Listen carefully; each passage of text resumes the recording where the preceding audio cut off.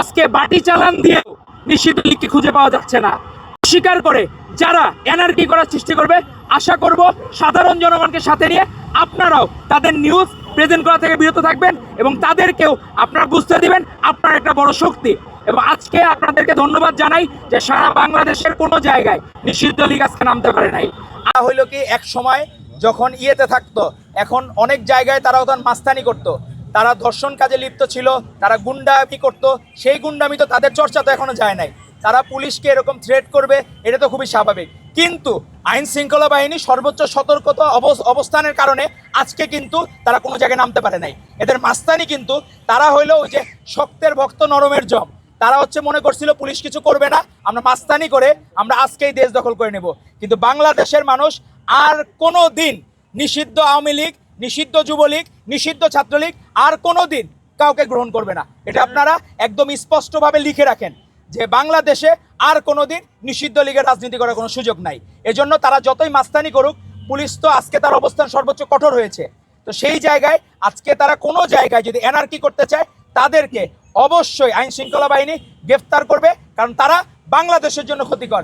এই বর্ষার সিজনে এডিস মশা ক্ষতিকর না, ডেঙ্গু হয়, তো তারাই ডেঙ্গুর মতো ক্ষতিকর। তাদের ব্যবস্থা আইন শৃঙ্খলা বাহিনী বুঝবে, আমরা আবার নিজেরা কেউ আইন হাতে তুলে নেব না। ধন্যবাদ।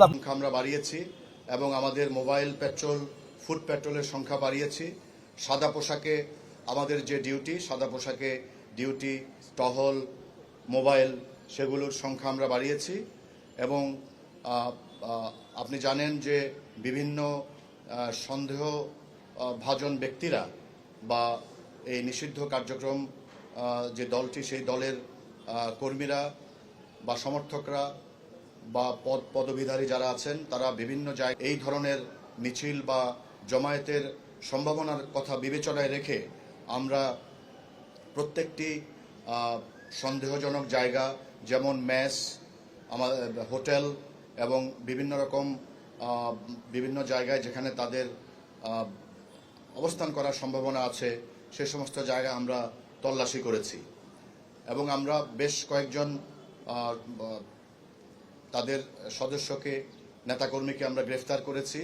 এবং তাদেরকে গ্রেফতার করে আমরা যেটা এখন পর্যন্ত আমাদের কাছে যেটা মনে হয়েছে, তারা আজকে মিছিল এবং সমাবেশ বা জমায়েত হওয়ার মাধ্যমে তারা আসলে বাংলাদেশ সরকারকে একটা বিব্রতকর অবস্থায় ফেলতে চায়, আইন শৃঙ্খলার অবনতি ঘটাতে চায়।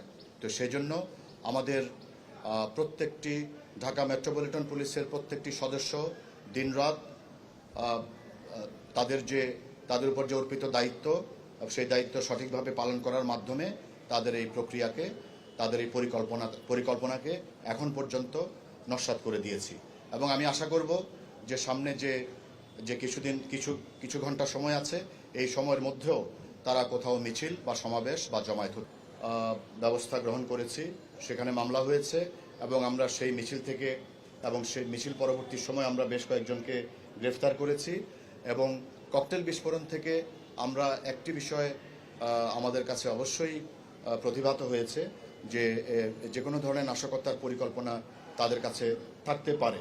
আমরা এটা নিশ্চিত হওয়ার সুযোগ তৈরি হয়নি, তবে যেহেতু তারা মিছিলে ককটেল বিস্ফোরণ করেছে, তাতে আমরা মোটামুটি নিশ্চিত যে সুযোগ পেলে তারা নাশকতা করতে পারে। আমাদের বিভিন্ন ঢাকার বাইরে থেকে, বাংলাদেশের কিছু কিছু জায়গা থেকে বিক্ষিপ্তভাবে তারা ঢাকায় আসার চেষ্টা করেছে। এবং সেই জন্য আমরা ঢাকার প্রবেশ মুখ থেকে শুরু করে আমাদের যে ট্রেন স্টেশন, আমাদের বাস স্টেশন, সব জায়গায় আমাদের নজরদারি বাড়িয়েছি। এবং তারা যাতে বিক্ষিপ্তভাবে এখানে এসে জমায়েত হয়ে কোথাও কোনো ধরনের মিছিল বা সমাবেশ করতে না পারে, সেই জন্য আমরা সজাগ আছি। তো সেই ক্ষেত্রে আমাদের প্রিপারেশন সবসময় সর্বোচ্চ সতর্ক অবস্থায় থাকবে। আমরা আমাদের ঢাকার বাইরে থেকে যাতে কেউ ঢাকা শহরে প্রবেশ করে এই ধরনের নাশকতা বা কোনো ধরনের মিছিল বা সমাবেশ বা জমায়েত হতে না পারে, এই জন্য আমাদের নজরদারি অব্যাহত থাকবে। না, এই বছর এখন পর্যন্ত এই ধরনের কোনো আলামত আমাদের কাছে নাই, তবে আমরা সর্বোচ্চ সতর্ক। খুনের আতুরঘর হিসেবে পরিচিত আজ এটি জামাত ইসলাম এবং ইসলামের ঘাঁটিতে পরিণত হয়েছে। আমরা এই ধানমন্ডি থেকে জানিয়ে দিতে চাই, আর কোনোদিন আওয়ামী লীগ ফিরে আসবে না, আর কোনোদিন স্বৈরাচার ফিরে আসবে না। প্রশাসন, সরকার এবং আমাদের পার্শ্ববর্তী ষড়যন্ত্রকারী দেশ মোদী সরকার যতই পরিকল্পনা করুক, তাদের এই পরিকল্পনা এই ধানমন্ডিবাসী, ঢাকাবাসী, সারা দেশবাসী দুলিশ্বাত করে দিবে ইনশাআল্লাহ। এজন্য